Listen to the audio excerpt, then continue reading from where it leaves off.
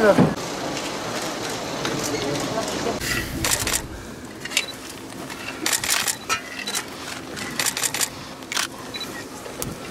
İyi bir şeyler yaparız.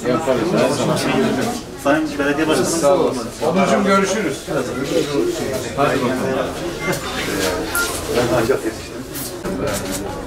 Neyse bitecek inşallah. Daha güzel günler olacak inşallah. Peki.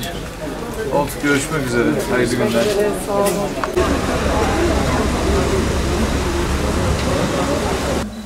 Yani elimiz boş gelmedik. Bakanlık olarak çeşitli müjdelerimizle geldik. Şırnak tarihi ve kültürüyle bu coğrafyanın sembol şehirlerinden biri. Meraları, yaylaları, zengin faunasıyla büyük bir potansiyele sahip. Maalesef terör nedeniyle bu potansiyelini uzun yıllar tam olarak gösteremedi. Ancak yine son yıllarda devletimizin sağladığı huzur ve güven ortamı sayesinde Şırnak yeniden şaha kalkarak birlik ve beraberliğiyle o güçlü potansiyelini tüm Türkiye'ye göstermeye başladı. Bu coğrafya zengin bir flora ve endemik bitki çeşitliliğine sahip. Dünyaca meşhur ters lale, Türkiye'de sadece Şırnak Hakkari arasında dağlarda yetişiyor. Şırnak yine mera ve yaylaların yeniden hayvancılığa açılmasıyla küçükbaş hayvancılıkta o eski heybetli günlerine geri dönmeye başladı. Tarımsal altyapısı her yıl güçlenmeye, bereketli toprakları yeni çeşitlerle buluşmaya, kaliteli üretimi de her yıl katlanarak büyümeye devam ediyor. Bu gelişmelerin hepsi bizleri mutlu ediyor. Bakanlık olarak Şırnak'ın bu potansiyelini tam olarak gün yüzüne çıkarmak, üretimi, kaliteyi artırmak için önemli destekler sağlıyor. Çok sayıda proje uyguluyoruz. Kıymetli Şırnaklı kardeşlerim, Şırnak'a tarım orman alanında son 19 yılda reel rakamlarla 3,5 milyar lira tarımsal destek verdik ve yatırım yaptık. Cumhurbaşkanlığı hükümet sistemiyle birlikte de son 3 yılda tarımsal desteklerdeki artışın yanında üretici dostu alım politikalarıyla da çiftçimizin hep yanında oldu. Göreve başladığım günden bu yana çiftçimizi koruyacağız, tüketicimizi de kollayacağız demiştim. Bu manada Şırnaklı çiftçi kardeşlerim bilirler, 2002 öncesi neredeyse devletin verdiği hiçbir destek yoktu. Birkaç tane müdahale alımı vardı. 2002 sonrasında ise artan destekler ve sınırlı müdahale alımları var. Cumhurbaşkanlığı hükümet sistemi sonrasında ise hem desteklerde artış sağladık hem de müdahale alımlarını etkili olarak uygulamaya başladık. Son 3 yılda toplam tarımsal destekleri %65 artışla 24 milyar liraya çıkardık. Müdahale alımlarında ise üretici dostu politikalar yürütüyoruz ve bunu da müdahale kurumlarımızı zarar ettirmeden yapıyoruz.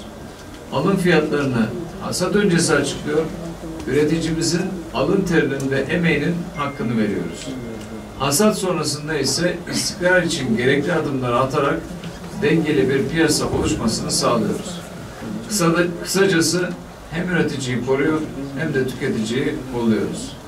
Tabii etkin piyasa regülasyonu yanında arz fazlası ürünler de alarak üreticimizin mağduriyetini önlüyor ve bu ürünleri ihtiyaç sahibi vatandaşlarımıza ulaştırıyoruz. Bildiğiniz üzere Ramazan ayının hemen öncesine Sayın Cumhurbaşkanımızın talimatlarıyla patates, soğan ve çeltik yetiştiricilerimizin depolarında bulunan arz fazlası ürünleri Toprak Mahsulleri Ofisimiz aracılığıyla almaya başladık. Patates ve soğanları 81 ilimizdeki ihtiyaç sahiplerine valiliklerimiz üzerinden dağıtımına devam ediyoruz.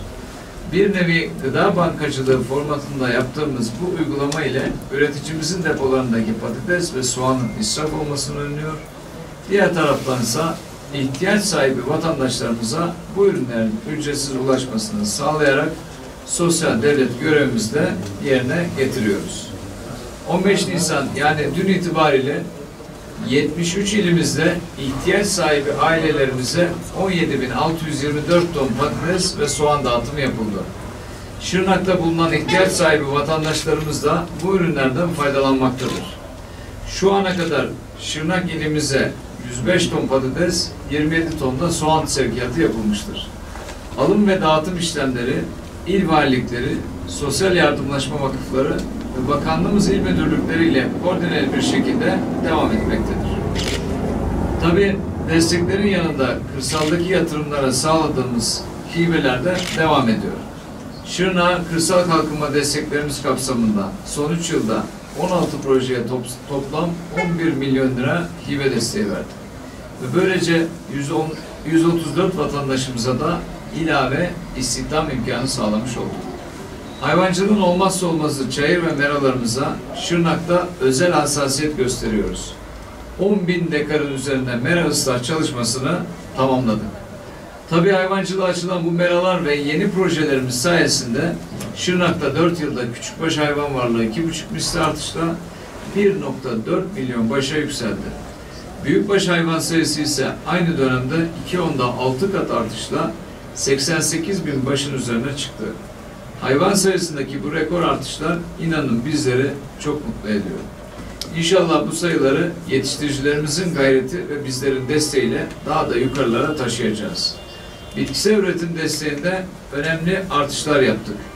2018 yılında Şırnak'a verdiğimiz 41 milyon lira bitkisel üretim destek ödemesini %60 artışla 2020 yılında 65 milyon liraya yükselttik. Tarsim kapsamında çiftçilerimize 7,5 milyon lira prim desteği ve 8,3 milyon lira hasar tazminatı ödedik. Şırnak'ın potansiyeli üreticilerimizin emeğiyle, bakanlığımızın destekleriyle birleşince son 19 yılda Şırnak'ın tarımsal üretiminde önemli artışlar yaşandı. Bitkisel üretim değeri 7,5 kat artışla yaklaşık 700 milyon liraya, hayvansal üretim değeri ise 41 misli artışla 1,8 milyar liraya ulaştı. Bu vesileyle bıkmadan, usanmadan, yorulmadan çalışan, üreten, ürettiğine değer katan tüm Şırnaklı çiftçilerimize, üreticilerimize, yetiştiricilerimize teşekkür ediyor, şükranlarımı sunuyorum. Değerli Şırnaklı hemşerilerim, orman ve özellikle su alanında Şırnak'ta gerçekten büyük ve önemli yatırımlar hayata geçirdik. Son 3 yılda 16 bin dekar arazide 205 bin fidanı toprakla buluşturduk. Bir mesire yeri, 2 bal ormanı tesis ettik. 54 ailemize 2 milyon lira Orköy kredi hibe desteği sağladık. 58 köyde 38 bin gelir getirici tür fidanı diktik. Sulama alanında yapmış olduğumuz 500 milyon liralık yatırım ile 2 baraj, 4 içme suyu tesisi ve 11 taşkın koruma tesisini hizmete aldık. Bu tesisler vasıtasıyla 22,2 milyon metreküp içme suyu temini ve 11 yerleşim yerinin taşkınlardan korunmasını sağladık. Değerli Şırnaklılar, tarımsal üretimde suyun ne kadar önemli olduğunu biliyoruz. Su konusuna bakanlık olarak ayrı bir önem veriyoruz. Su ve sulama ile ilgili çalışmalarımızda aralıksız devam ediyor. İçinde bulunduğumuz 2021 yılını su ve sulama yatırımlarında hamle yılı olarak ilan ettik. Mart ayının sonunda Cumhuriyet tarihinde ilk kez gerçekleştirdiğimiz 1. Su Şurası'nı Cumhurbaşkanımızın desteğiyle başlattık. Ve Ekim ayına kadar Su Şurası kapsamında yoğun bir çalışma sürecine girdik. Su Şurası ile ilgili toplantılarımıza şimdiden Şırnaklı çiftçilerimizi, üreticilerimizi ve tüm paydaşlarımızı da davet ediyorum. Elbette su, tarım ve gıda güvenliğimizin garantisi konumunda. O nedenle bereketli topraklarımızı suya kavuşturmaya, yeni yatırımlara milletimizle buluşturmaya durdurak demeden devam ediyoruz.